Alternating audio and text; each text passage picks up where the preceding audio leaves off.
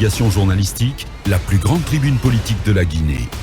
Avec Aboubacar Diallo, Talibé Bari, Mohamed Mara, Mamadou Ri Diallo, Akoumba Diallo, Kabinet Fofana, Mohamed Kaba, Mamadou Diambaldé. Bonjour à tous, bonjour à toutes, merci d'être à bord du must des tribunes politiques de la Guinée. Merci d'être donc à cette émission, à ce plateau, la plus haute estrade de l'investigation journalistique. Nous sommes le mardi 25 janvier à la une, alors que le prix du baril de pétrole Brent frôle à date les $90 américains. L'État guinéen, qui râlait déjà sous le poids de la note salée de ses subventions ou renonciations à des marges importantes sur les taxes prélevées sur les produits pétroliers, a fait le choix le 27 septembre 2021, soit 22 jours seulement après le coup de force qui a renversé le régime d'Alpha Condé, de baisser le prix du litre de carburant à la pompe de 11 000 à 10 000 francs guinéens. Depuis, les caisses de l'État sont délestées de ressources substantielles. Pourtant, il s'agit d'un effort de 80 millions de dollars américains consentis mensuellement par le gouvernement dans les importations de l'or noir, du carburant subventionné donc à coût de milliards, dont profiteraient certains de nos voisins, notamment le Mali et la Sierra Leone, par le biais d'un trafic bien huilé et qui échappe malheureusement à toute vigilance. Combien coûte cette décision qualifiée par des spécialistes des populistes au gouvernement de transition? Quel manque à gagner au budget de l'État? Comment endiguer le chiffonnage de notre précieux liquide? Dossier d'enquête à suivre avec le spécialiste Akoumba Diallo. Ces chiffres qui donnent du vertige, tenez-vous bien, avec l'équivalent de plus de 3 milliards 800 millions de dollars de bauxite exporté, le Trésor guinéen a encaissé à peine 200 millions de dollars en 2020. C'est le Premier ministre de la transition qui a lâché cette bombe dans sa première grande interview avec la presse guinéenne. Dans ses explications, Mohamed Beavogui a même corsé l'addition en jurant que même l'intégralité de ces 200 millions de dollars n'est pas entrée dans les caisses de l'État, et le locataire du palais de la Colombe d'avoir cette salve d'interrogation fâcheuse. Nous citons: l'argent est sorti de ce pays. Il se pose la question: où est-il parti? Je ne sais pas.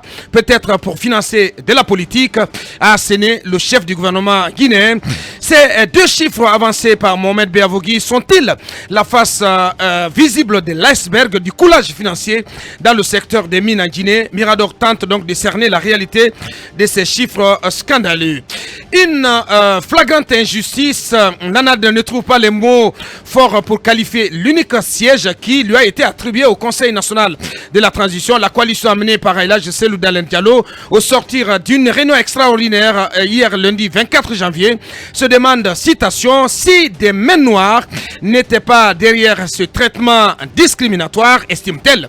Le regroupement de 23 partis politiques et de l'UFDG rappelle Urbi et Orbi son poids politique et les 4 sièges qui lui avaient été attribués suite à une répartition qualifiée de largement consensuelle au sein de la classe politique. Des questions à se poser ce matin: pourquoi et comment l'ANAD a-t-elle été lésée dans ce partage? L'ANAD va-t-elle se contenter de cette dénonciation? Pourrait-elle aller jusqu'à bouder son strapontin? Des questions que nous allons adresser à Dr Fodé Fofana. Il est de l'ANAD, vice-président de l'UFDG. Rien n'y fit plutôt. Le Sili de Guinée n'aura pas vaincu le signe indien, malheureusement.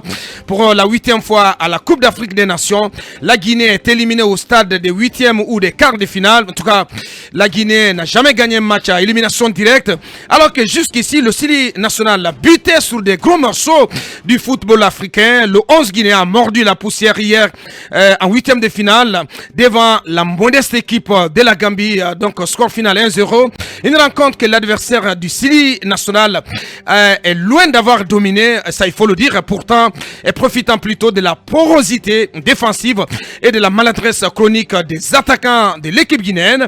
Prenant un but à la 71e minute, la Guinée reste muette devant des Gambiens, et pourtant presque largement à leur portée.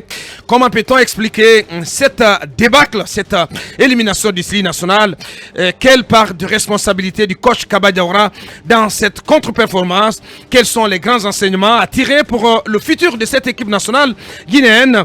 Des questions que nous allons poser à nos invités par téléphone depuis le Cameroun en direct donc de Bafoussam. Vous entendrez Aboubakar Titi Camara, ex-international guinéen. Et à sa suite, nous donnerons la parole au vice-président du comité de normalisation du côté de la Fédération guinéenne de football, en l'occurrence monsieur Sega Diallo. Voici donc ce menu assez copieux. Et encore une fois, merci de la confiance. Merci de nous rejoindre.